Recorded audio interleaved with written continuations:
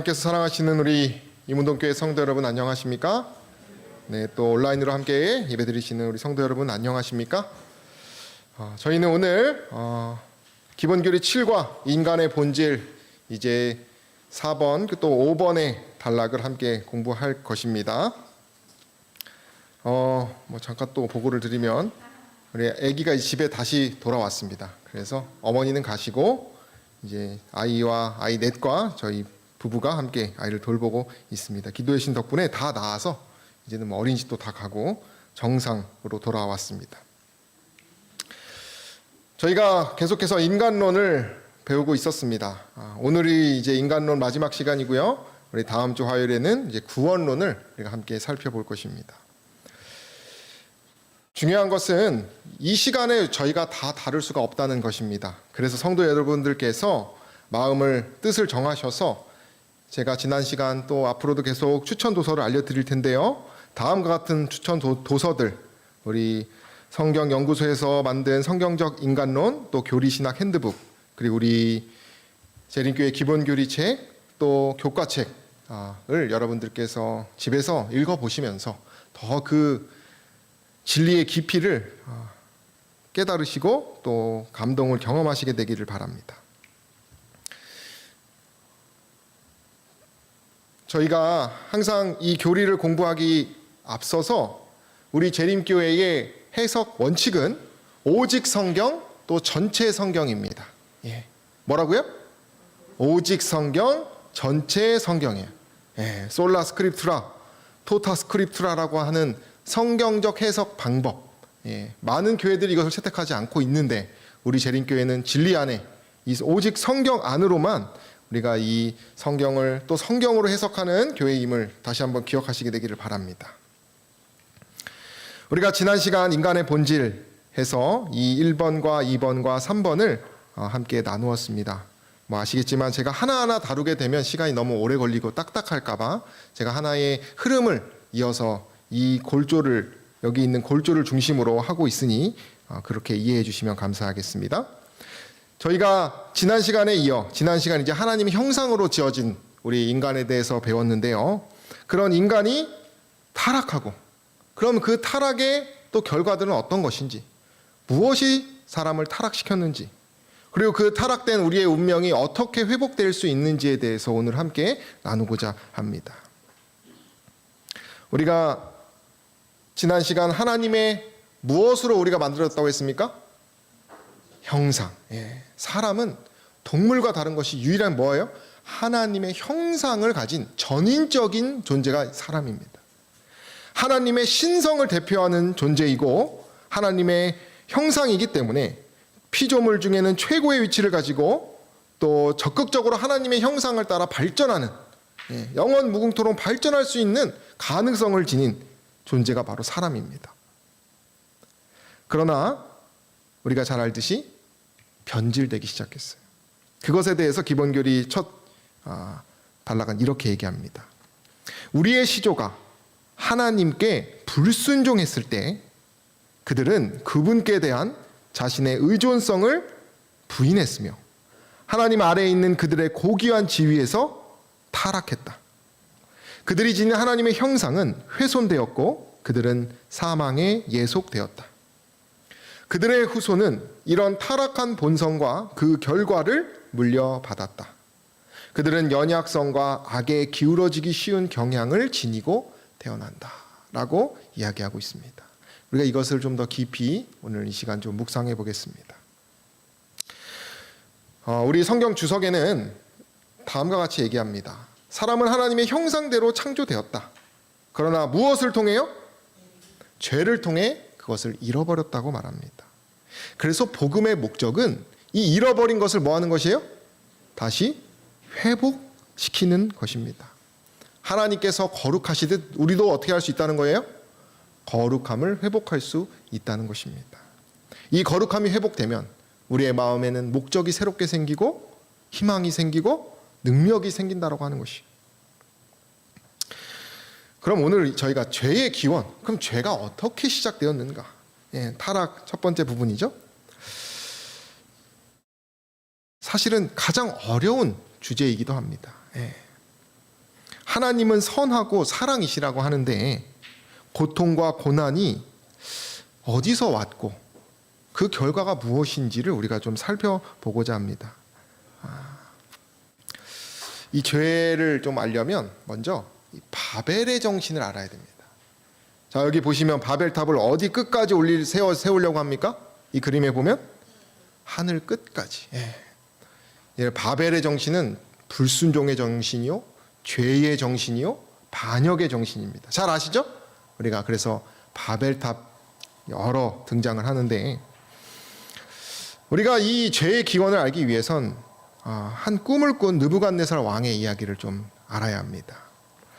이 왕이 다니엘서 4장에 기록되어 있는데 꿈을 꿉니다. 어떤 꿈을 꾸냐면 나무가 있는데 나무가 어디에 닿냐면 하늘에 닿는 꿈을 꿉니다. 바벨의 정신이 뭐라 그랬어요 아까? 탑을 어디까지? 하늘 끝까지 세우려고 하는 정신인데, 그의 꿈이 그의 고가 하늘에 닿아서 땅 끝까지 보인다. 나무가 하늘에 닿는 그런 꿈을 꾸게 됩니다. 근데 다니엘이 그걸 해석하기를 하늘에서 그 나무를 자르라 라는 해석을 했다고 말해요. 그래서 구루터기만 남기고 다 잘라라. 다니엘이 그렇게 해석을 합니다. 그러면서 왜 그러냐면 그 나무는 왕이신데, 왕이 쉽게 말하면 교만이 하늘을 닿았기 때문에 뭐 한다는 거예요? 그것을 심판하시고 하나님께로, 하나님이 통치하신다라고 하는 그 하늘의 주인이 하나님이라는 것을 알려주는 꿈입니다 라는 이야기가 성경에 기록되어 있어요. 그리고 다니엘이 말하기를 공의를 행하고, 그래서 뭘 속하라 그래요? 죄를 속하고, 가난한 자를 긍휼히 여김으로 죄악을 속하라고 이야기하는 것입니다. 그러니까 이 왕이 자신의 어떤 명예와 자신의 영광을 하늘보다 하늘 끝까지 닿게 하려고 하는, 하나님의 권위를 도전하려고 하는 정신을 가진 왕이었다. 그것이 무슨 정신이라고요? 바벨의 정신이라는 거예요. 우리가 지금 죄의 기원에 대해서 알기 위한 요 배경을 알아야 돼요. 그러나 이 왕이 그것을, 죄를 속하는 행동을 했습니까? 안 했어요. 다니엘 4장 30절에 보면 큰 바벨론은 내가 능력과 권세로 뭐예요? 건설하여 나의 도성을 삼고 내 위엄의 영광에 대한 그런 마음을 그가 품게 됩니다. 우리가 잘 알듯이 그가 그래서 결국 어떻게 됐어요? 짐승처럼 변하는 심판을 받았죠. 이와 같은 정신을 가진 한 천사가 있었습니다. 그 천사가 누구입니까? 우리가 잘 아는 루스벨입니다. 근데 어떤 개신교 한 목사님은 루스벨은 좋은 뜻 아닙니까? 이렇게 하시는 분들도 있어요. 그러나 그렇지 않죠. 루스벨은 천사들 중에 대장이었습니다. 그리고 그 천사들을 지휘하는 그 하나님의 큰 특권을 감사하지 못하는 정신을 갖게 됩니다. 영감의 글에 보니까 이 루스벨이라고 하는, 다시 말하면 사단, 타락의 근본 원인이 된 것이 뭐라고 말합니까? 정욕과 자아 방종이었다라고만 기록하고 있어요. 이에 대해서 이사야서는 이렇게 얘기합니다. 이 루스벨이라는 단어가 어디 나왔냐면 이 아침의 아들 계명성이라는 단어에서 나온 것이 루스벨입니다. 히브리어로 헬렐, 빛을 비추는 자가 바로 이 계명성이라는 거예요. 그런데 이 계명성이라는 뜻을 가진 빛을 비추는 천사가 여기 보면 뭐라고 말합니까? 내가 내 마음에 이르기를, 내가 어디에 올라요? 하늘에. 아까 바벨의 정신이 뭐라 그랬어요? 하늘에 닿으려고 하는 정신이라고 그랬단 말이에요. 하나님의 무별 위에 내 자리를 뭐 하려라? 높아지려는 정신이 바로 바벨의 정신이에요. 성경이 말하는. 하나님의 무별 위에 내 자리를 높이리라. 내가 북극 지폐의 산 위에 앉으리라. 가장 높은 구름에 올라 지극히 높은 이와 뭐하겠다? 같아지려는 정신이에요. 그의 이 교만의 정신에 대해서 에스겔서는 이렇게 이야기합니다. 너는 이 보석에 대해서 얘기를 하면서 그만큼 정말 큰 특권과 능력을 가진 자였는데 너는 기름 부음을 받고 지키는 그룹이며, 정말 완전하게 하나님께 창조하셨다는 얘기예요. 내가 너를 세우매 내가 하나님 성산에 있어서 불타는 돌들 사이에 왕래하였도다. 내가 짐을 받던 날로부터 내 모든 길에 완전하더니 마침내 뭐가 드러났어요? 불의가 드러났다라고. 죄의 기원에 대해서 성경은 이렇게 이야기하고 있다는 것이에요. 이것은 성경뿐만이 아니라 신구약 시대의 중간서라고 하는 신현서, 다메섹 문서, 이스라엘 고대 문서에서도 이러한 천사의 타락이 기록되어 있어요. 네. 그래서 루스벨이 정말 그 완전한 에덴에서 교만의 정신을 갖습니다. 그럼 그가 무슨 의심을 품었을까요? 뭐가 못마땅했을까요? 네. 그게 영감의 글에 기록되어 있습니다. 영감의 글에 보면 루스벨이 누구를 질투해요? 이 천사가? 그분은 아버지와 하나님의 아들은 능력과 권위에 있어서 아버지와 하나인인 분으로 루스벨보다 높임을 이거 오타입니다. 루스벨은 그 창조주 하시는 회의에 참여했습니까? 못했습니까? 못했어요. 네. 예수 그리스도가 나와 같은 것 같은데 그는 뭐에 참여했어요? 창조의 그 회의에 참여하고 그 최선권에 참여하고 자기는 뭐 했어요? 못했다라고 하는 것에 대해서 그가 의심을 품었다라고 영감의 글은 이야기합니다. 성경에는 예수께서 분명히 그 창조의 기원, 그 회의에 참여했다는 기록이 있어요. 창세전에 내가 아버지와 함께 가졌던 영화, 내가 그 곁에서 창조자가 되었다라고 예수님께서 이 땅에 오셨을 때 그런 얘기를 하셨단 말이에요. 근데 사단이 뭘 질투한 거예요? 그 예수 그리스도에 대해서 질투한 것입니다. 영감의 글에는 다음과 같이 얘기합니다. 루스벨이 소원했던 것은 그의 품성이 아니라 뭐라고 말합니까? 하나님의 능력이었다는 거예요. 그러니까 그가 하나님의 능력, 그것을 탐했다는 것이죠. 그래서 이게 참 영감의 그림을 그렸어요. 이 루스벨이 누구를 지금 자꾸 말하고 있는 거예요? 천사들한테 가가지고. 야, 하나님이 이게 공의로운 거 맞냐?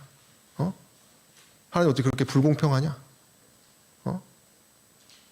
그런 식으로 하나님에 대하여 의심하고 하나님의 사랑에 대해서 그 권위에 대해서 통치자에 대해서 그가 반감을 품었다라고 하는 것입니다. 영감의 글에는 두 가지로 요약합니다. 천사들 자신의 지혜가 안내자이므로 율법이 필요 없다. 우리가 안내자로 지원받았기 때문에 하나님 명령 받들 필요 없어. 하나님 생각처럼 우리 생각이 거룩하기 때문에 우린 죄를 범할 수가 없어. 너희들 마음대로 해도 돼. 이런 식으로 천사들을 꾀했다고 얘기합니다. 그것에 대한 기록이 요한계시록에 기록되어 있어요. 그래서 하늘에서 뭐가 일어납니까? 우리가 잘 배웠죠. 하늘에 전쟁이 있었다라고 요한계시록에서 말합니다. 미가엘과 하나님의 천사들을 말하는 것입니다. 사자들이 용과 더불어 싸울세. 그 용과 그의 사자들로 싸우나 이기지 못하여 싸우는데 누가 이겼어요? 하나님의 천사들이 이깁니다. 그래서 용이 내어 쫓깁니다. 용, 옛 뱀, 곧 마귀라고도 하고 사탄이라고도 하며 온 천하를 꿰는 자가 내어 쫓기게 되는 것입니다. 3분의 1의 천사들을 꿰었다는 기록은 요한계시록 12장 3절 4절을 보면 그 꼬리가 하늘의 별 3분의 1을 끌어다가 땅에 던지다라고 이야기합니다. 사단의 유혹으로 타락한 천사들을 말하는 것이에요. 그래서 이렇게 쫓아냅니다. 근데 하나님께서 기왕에 그냥 천사를 그냥 죽이면 되지 않았을까요? 그죠? 말 안 들었으니까. 분명히 꼬투리가 잡혔잖아요. 그죠? 반역을 했으니까. 그런데 하나님께서 그냥 쫓아만 내셨어요. 왜 쫓아만 내셨어요?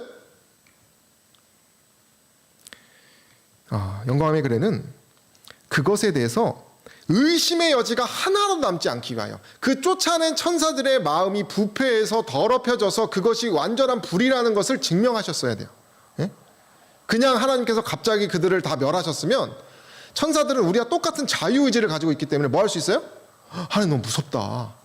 말 안 들으면 뭐 한다? 그냥 죽이는 분이다라는 생각을 할 수 있겠죠. 그죠? 그렇기 때문에 하나님의 공의와 자비와 그분의 율법의 불변성에 대하여 조금도 의심의 여지가 남기지 않게 하기 위하여 그들에게 증명하라고 하는, 그래 내가 사랑이 아닌 것을 내가 증명해봐라고 하는 뜻으로 그들을 쫓아낸 것입니다. 그래서 그 쫓아냄 받은 천사들이 어디로 간 거예요? 어디로 간 것입니까? 지구로 간 것이에요.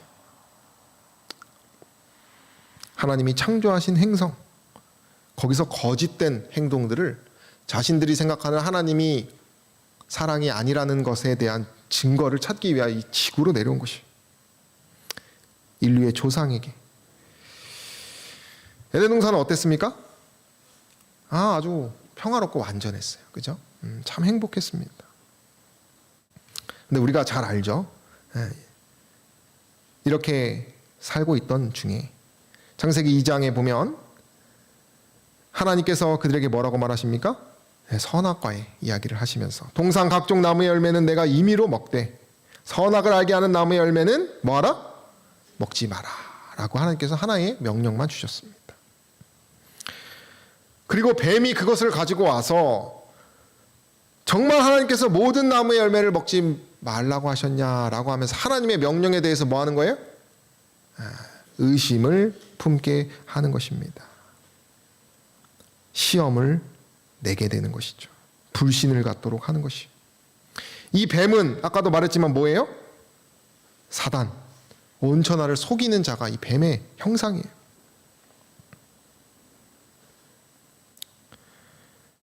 하나님께서 죽을까 하노라 하셨다라고 말했을 때 뱀이 뭐라고 말합니까?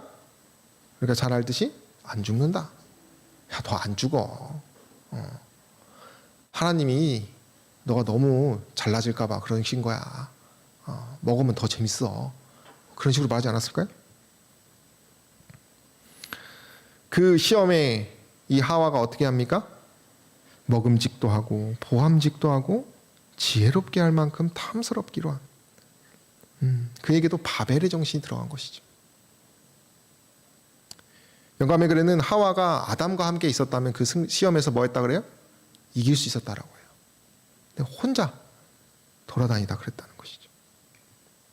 그리고 아담도 어떻게 돼요? 결국 남편에게도 주네. 그가 뭐 합니까? 먹게 됩니다. 제가 이 선악과를 우연히 얘기하다가 한 친구가 자기가 생각하기엔 선악과는 조그맸을 거라는 거예요. 왜? 그랬더니 손에 닿기가 좋았을 것이다. 그래서 이렇게 먹기가 쉬웠을 거다. 자유의지를 줬기 때문에. 한 분이 그림을 그렸어요. 하와가 맛있는 선악과를 주는 모습인데 아담의 얼굴이 참 잘 그렸다는 생각이 듭니다. 그런데 여기서 뭐 했어야 돼요? 먹지 말고 안 돼. 딱 했어야 되는데 아담이 누구를 사랑했어요? 하와를 사랑했어요. 그러니까 어떻게 보면은 하와 사랑했거든요. 그냥 이 과일 하나 먹은 거 가지고 어떤 분은 뭐 할 수 있어요? 너무하는 거 아니냐. 이거 하나 때문에 그렇게 된 거냐라고 할 수 있어요. 그러나 이 선악과는 그냥 뭘 먹고 안 먹고 하는 1차원적인 개념이 아닙니다. 뭘 무시한 거예요? 하나님의 주권을 무시한 것입니다. 이 한 행동이 여기서 끝났을까요? 아니요. 이것이 점점 커지고 결국 바벨의 정신으로 똑같이 하늘에 오르려고 했을 것이. 이 금단의 열매에 대해서 영감의 글은 하나님이 만물의 소유주이심을 끊임없이 상기시켜주는 것이다 라고 말합니다. 그래서 그들이 이것을 먹지 않는 것이 곧 하나님께 순종하는 하나의 시금석이었던 것이죠. 제가 생명나무 열매에 있는 그림을 열심히 찾아봤어요. 본 적이 없어가지고. 그런데 참 이렇게 생기지 않았을까. 선악과뿐만 아니라 뭐가 있었습니까? 에덴 동산에는 생명나무 열매도 있었어요. 그래서 이 아담과 하와가 에덴에서 할 수 있었던 건 딱 두 가지를 지켰어야 돼요. 첫 번째는 뭐냐? 선악과는 뭐 해야 돼요? 먹어야 돼요. 주권을 인정해야 됩니다. 그리고 또 하나가 있다면 뭐냐면 생명과를 먹어야 되는 것입니다. 그것이 하나님 말씀에 순종하는 것이. 자, 우리가 죄도요. 결국 여기서부터 죄의 원리가 기록되는데 하나님이 하지 말라는 거 하면 뭡니까? 죄입니다. 또 반대로 하나님이 하라는 거 안 하면 뭐예요? 그거 역시도 죄라고 하는 사실이에요. 그러니까 쉽게 말하면 하나님을 안 믿으면 뭐 하는 것입니까? 그것이 죄의 원리예요. 자, 그럼 우리 죄의 결과에 대해서 잘 알지만 한 번 더 반복해 보겠습니다. 하나님께서 그들이 금단의 열매를 먹은 이후에 찾으셨어요. 그리고 하나님께서 물어봤어요. 그죠? 너희들이 먹었냐? 라고 했을 때에 그들이 어떻게 말합니까? 핑계를 내기 시작합니다. 이것이 바로 죄. 남 탓이죠. 그것이 죄의 결과입니다. 하나님이 주셔서 누구 탓하는 거예요? 하나님 만들어 놓고 왜 나한테 그러냐? 하나님이 나 만들어 놓고. 예.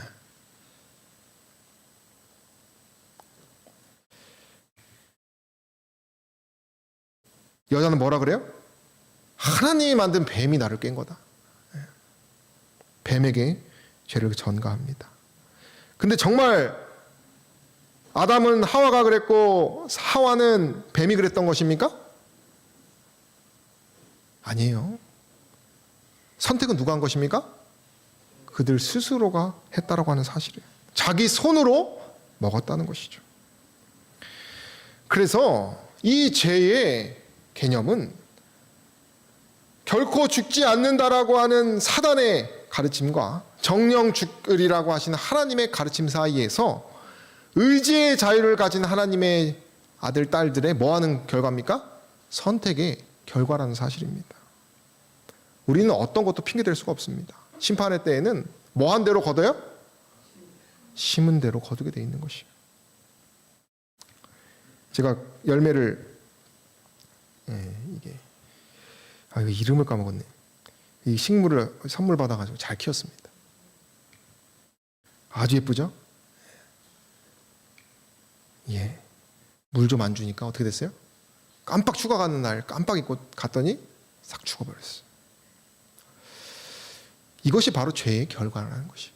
아담이요, 에덴 동산에서 쫓겨난 뒤에 이 떨어지는 낙엽들을 보고 엄청 슬퍼했다 그랬어요. 그 죽음의 결과가, 그 불순종의 결과, 죽음이라고 하는 것이 너무너무 뭐한 것이에요? 암울한 것이죠. 흉악하다는 것이에요.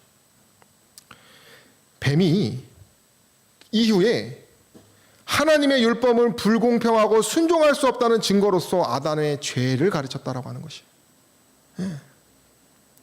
그래서 우리는 이 땅에서 누구의 종이 됩니까? 사단. 세상 임금이 누가 됐어요? 이 일 이후에 사단이 돼버렸어요. 죄의 결과 결국 어떻게 됩니까? 욥기에 보면은요, 우리의 인생을 무슨 인생이라고 하냐면 죽을 인생이라 그래요. 우리의 인생은 뭐예요? 죽을 인생. 그래서 안개 같다. 그렇게 표현하는 것이면 바람 같다. 죄의 결과가 죽음이라는 것이. 또한 노동이 시작됩니다. 토지를 갈게 하고. 또한 사람은 어디로 돌아갑니까? 흙으로 돌아가는 것이. 빌린 생명이 하나님께서 다시 돌아가기 때문에 그들의 원래 우리의 존재인 흙으로 돌아가게 됩니다. 그리고 이 죄는 보편적으로 모두에게 다 임하게 됩니다. 그 후손에게. 로마서 5장 12절에는 한 사람 아담으로 말미암아 죄가 세상에 들어오고 죄로 말미암아 뭐가 왔다고 말합니까? 사망이 왔습니다. 만약에 우리 가운데 이 죄의 결과로부터 자유하다고 하는 사람은 죽지 말아야 되는 것이에요. 근데 우리는 다 어떻게 됩니까? 다 한 번 죽게 돼 있다는 거예요. 그것이 죄의 결과라는 것이에요. 이와 같이 모든 사람이 죄를 지었으므로 그 죄가 그 후손들에게도 역시 그 죄의 결과가 우리의 운명을 바꿔버렸다고 성경은 기록하는 것이에요. 죄를 지배하는 본부는요, 마음입니다. 예.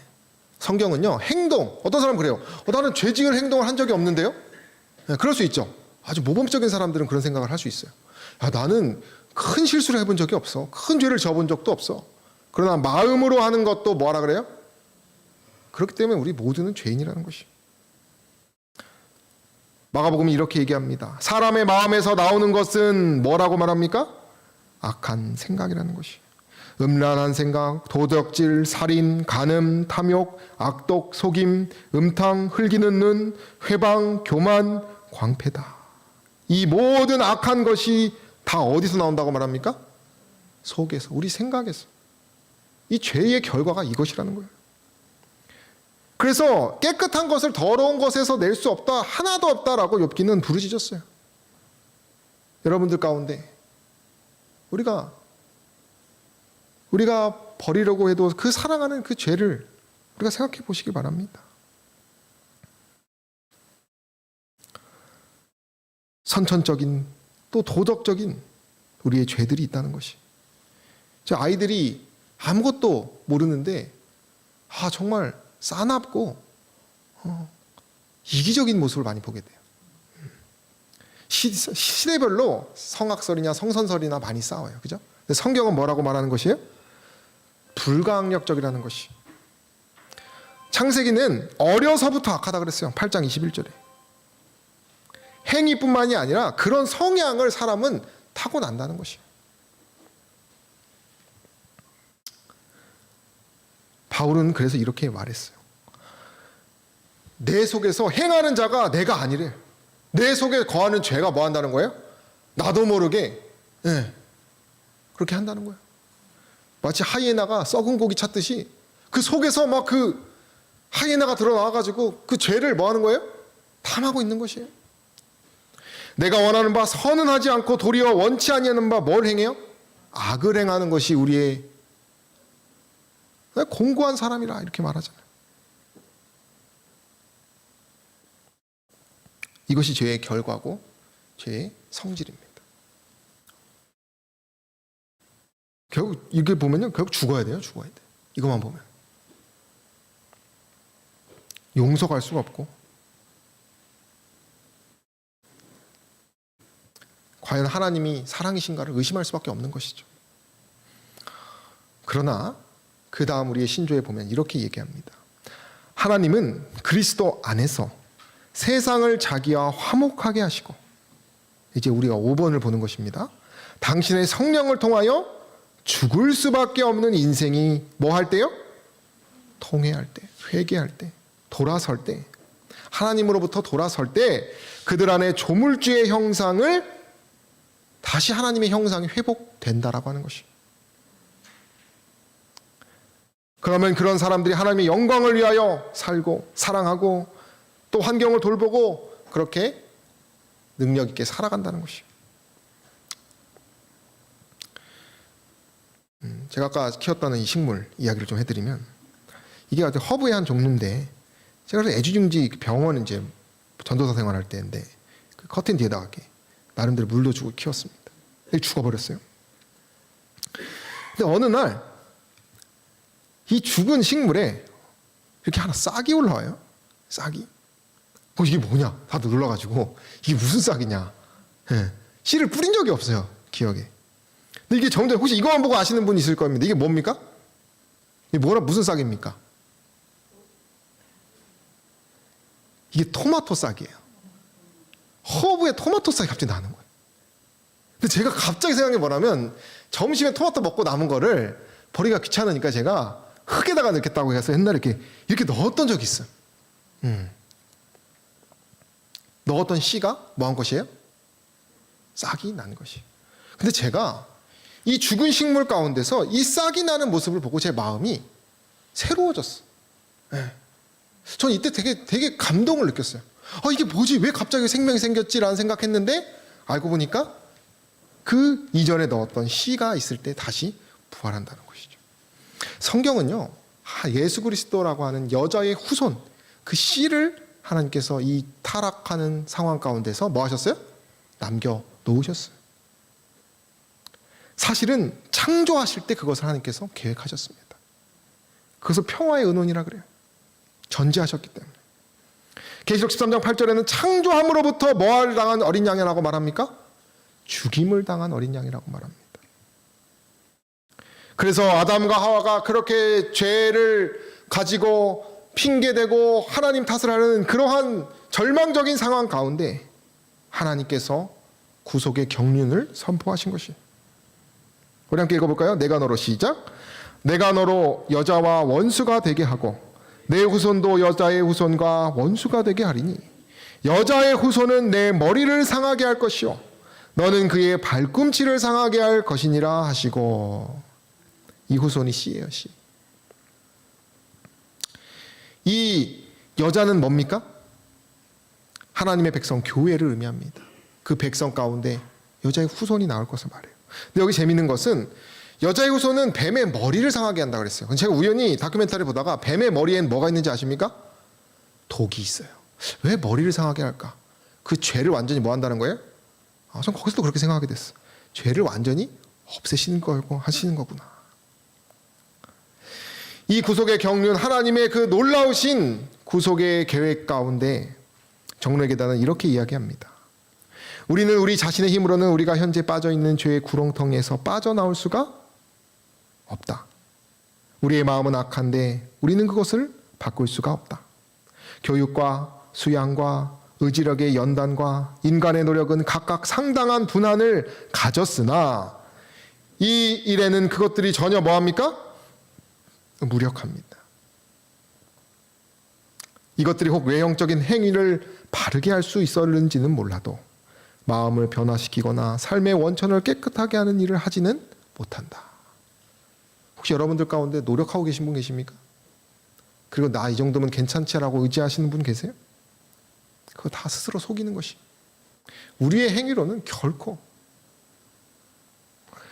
사람이 죄에서 벗어나서 거룩한 삶을 살려 하면 먼저 그의 속에서 역사하는 능력, 곧 위로부터 받은 새 생명을 소유해야 한다라고 말하는 것이에요. 그 능력은 뭐라고 말합니까? 그리스도라고 말하는 거예요. 그래서 우리의 은혜가 필요한 것이에요.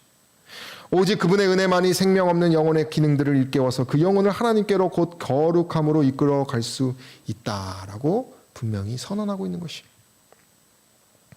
계시록에서는 그래서 마지막 때에 해를 옷 입은 한 여자에 대해서 말합니다. 이 여인의 모습은 그리스도 초림을 기다리는 하나님의 백성들의 모습이에요. 이 여자아이의 배에서 해산한 후손이 바로 예수 그리스도예요. 그래서 마지막 때는요, 뱀의 후손과 여자의 후손의 싸움이 있는 것이. 하나님께 충성하며 메시아를 기다리는 하나님의 자녀와 사단을 따르며 용을 섬기는 악에 속한 자로 나뉜다는 것이. 우리는 이렇게 때때로 절망 속에 정말 비애 속에 잠길 때가 있는데 그 해결책이 곧 누구라고 말하는 것입니까? 예수 그리스도라는 것이. 여자의 후손이라는 것이. 신약에는 중생을, 이 그리스도를 통하여 중생을 경험하지 못하면 하나님의 생각을 이해할 수도 이룰 수도 없고 기쁘게 할 수도 없다고 그랬어요. 네. 그래서 우리가 하나님의 은혜를 믿지 않으면 결코 어떻게 해도 될 수가 있는 것이 아니에요. 그것이 로마서 8장 7절 8절에 기록되어 있습니다. 육신의 생각은 하나님의 뭐가 돼요? 원수가 된다. 그러니까 믿지 않는 것이 하나님과 원수가 되는 것입니다. 개념. 그래서 두 가지입니다. 하나님을 믿기로 선택하는 것과 하나님을 믿지 않기로 선택하는 것 두 개밖에 없어요. 네, 뭐라고요?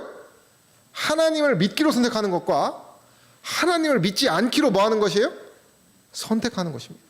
어떤 사람들은 나는 중립이야. 그런 분들이 있어요. 아니에요. 중립 없어요.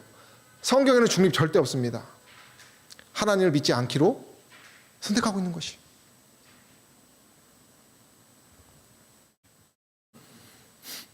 아담과 하와 이후에 하나님께서 그들에게 자손을 약속하셨습니다. 가인과 아벨을 낳았어요. 근데 그 첫 장자가 뭐합니까? 아벨을 죽여요. 그것이 바로 죄의 결과였어요. 그 슬픔 가운데서 하나님께서 다시 그들에게 희망을 주십니다. 그러니까 하나님은요 계속 그렇게 희망을 주세요. 그 뱀에게 속아서 넘어진 아담과 하와에게도 희망을 주시고 복음을 허락하시고 이 아담과 하와가 낳은 가인과 아벨의 또 살인 사건이 났을 때에도 또 역시 뭐 하셔요? 하나님께 복음을 주셔요. 그것이 바로 누구냐면 셋입니다. 셋. 또 다른 아들을 주십니다. 그는 하나님의 약속의 상속자요 영적 상속권의 사자가 될 것이었다. 이 셋의 이름은 약속된 혹은 보상을 의미한다는 거예요. 하나님이 내게 가인이 죽인 아벨 대신에 다른 씨를 주셨다. 여러분, 그래서 우리가 남은 자손 이렇게 얘기합니다. 그죠? 여자의 후손. 그리스도의 정신을 가진 후손들은 계속 시대별로 뭐 하는 것이에요? 등장하게 돼 있습니다. 그래서 하나님의 그 사랑을 증거하는 그러한 삶의 모습을 가지게 될 것이에요. 이 셋의 등장은 우리들에게 무슨 교훈을 주냐? 우리의 시대에도 우리가 어떤 정신을 가지면 뭐 할 수 있다는 거예요? 그리스도의 정신을 가지면 이 셋처럼 희망의 정신으로 살아갈 수 있다는 것이에요. 그리고 그렇게 살아가야 하는 것이 우리의 의무라고 말해주는 것이에요.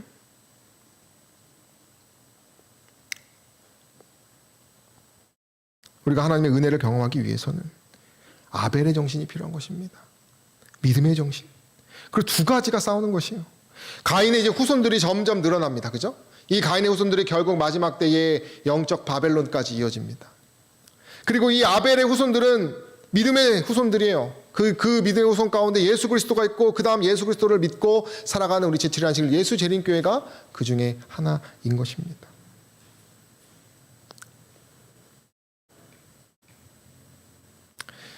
제가 연을 날리러 간 적 있어요. 옛날 연애할 때. 그 연을 날리다가 한번 생각한 게 뭐냐면, 그 연을 이렇게 날립니다. 연을 딱 보면은 우리가 자유를 원하면서 막 날아가는 것 같아요. 그죠? 그러나 이 연이 잘 날려면 어디하고 연결되어 있어야 돼요? 생명하고 연결되어 있어야 되는 것이에요. 이 줄하고 연결되어 있어야 돼요. 이것이 생명이라는 것이죠. 우리가 그래서 하나님과의 그 생명을 연결하는 줄은 이 순종하는 그게 믿음의 정신이라는 것이에요. 우리가 이것을 잃으면 이 연에서 순을 딱 끊으면 연이 잘 날아가는 것처럼 보이지만 결국 어떻게 됩니까? 이 연은 추락하게 되어 있는 것이에요. 아벨의 정신은 계속해서 셋, 에노스, 쭉 가서 에녹과 노아, 그 다음 아브라함, 그죠? 우리의 믿음의 자손들이 계속해서 등장하는 우리가 성경 역사를 보게 됩니다. 셋의 후손들이 하나님을 예배하는 일에 순결을 유지하면서 살아가요. 이것이 구속의 역사와 구속의 그런 후손들입니다. 셋은 비록 타락한 성질을 물려받았지만 구속주에 대한 지식과 의의 교훈을 받아들여 아벨이 마치 살아있었으면 행할 일들을 그 셋이 했다라고 기록하고 있어요. 그리고 그 일들을 누구에게 전했어요? 그것을 모르는 백성들에게 전하는 삶을 살았다는 것이죠. 이 역사는 계속 흘러갈 것입니다. 인류의 초기에 완전한 타락을 했지만 노아가 등장합니다. 또한 노아의 후손이 등장하는 것이죠. 그러나 그 반대의 가인의 후손들은 바벨탑을 쌓고 살아갑니다. 그러나 또 아브라함이 등장합니다. 그리고 이스라엘이 등장합니다. 그러나 메시아를 거절하는 그들 십자가에 못 박아요. 그러나 또 제자들이 등장하고 초기 교회가 등장하고 그러나 또 반대로 로마 교회가 등장하고 개혁자들, 남은 자손까지 이어져서 마지막 심판 시대에는 14만 4천의 품성을 가진 그런 계속 계보가 흘러간다는 것이에요. 지금은 어느 때에 있어요, 우리가? 지금 이 심판 시대에 살아가고 있습니다, 우리가. 우리는 지금 이 부분을 배운 것이에요. 죄의 기원, 타락, 그리고 이 타락에서 어떻게 구원될 수 있을지. 그래서 개혁자, 여기 보면 마틴 루터의 그림이 보입니다. 끝에 점점 아브라함 라루까지 계속되는 믿음의 자손들이 현대에도 뭐 하는 것입니까? 등장하고 우리가 그 길을 함께 걸어가고 있다는 것이. 이제 말씀을 마치면서 요한복음 5장 24절에는 다음과 같이 얘기합니다. 우리 함께 읽겠습니다. 내가 진실로, 시작. 내가 진실로 진실로 너희에게 이르노니 내 말을 듣고 또 나 보내신 이를 믿는 자는 영생을 얻었고 심판에서 이르지 아니하나니 사망에서 생명으로 옮겼느니라. 제 어머니가 제가 이제 대학교 때 한 밑둥이 잘린 하얀 것을 화분에 담아가지고 제 책상에 올려놓고 가셨어요. 근데 이게 뭔지 아십니까? 이게 배추꽃입니다. 배추. 예. 밑둥이 잘려나간 배추를 어머니가 놓고 가셔가지고 이상하게 회기망측한 걸 놓고 가시나 했는데 시간이 지나니까 그 밑둥이 잘려나간 배추에 싹이 맺히고 풀어지더니 꽃이 피는 것을 제가 보게 됐어요. 이 배추가 밑둥이 잘려나가서 볼품이 없고 버려질 것처럼 보이지만 생명인 물에 닿으니까 뭐예요? 꽃이 핀다는 것을 제가 보게 됩니다. 제가 그래서 이때 너무 감동해서 나도 배추꽃처럼 살고 싶다.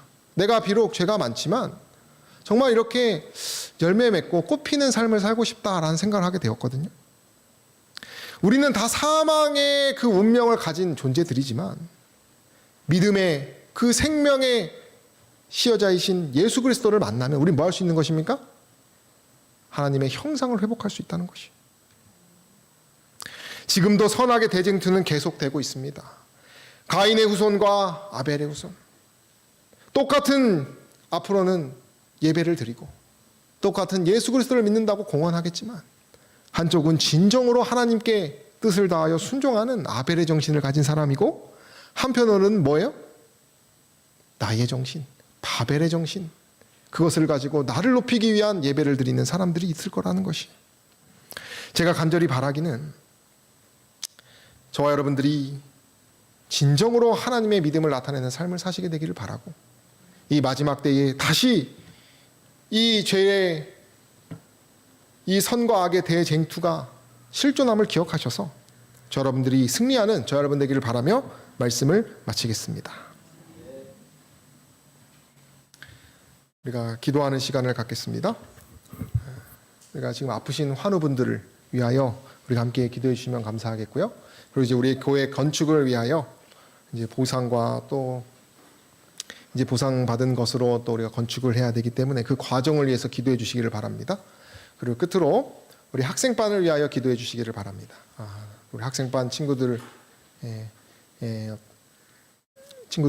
또 담당하고 계시는 우리 정성은 전도사님을 위하여 함께 기도해 주시면 감사하겠습니다.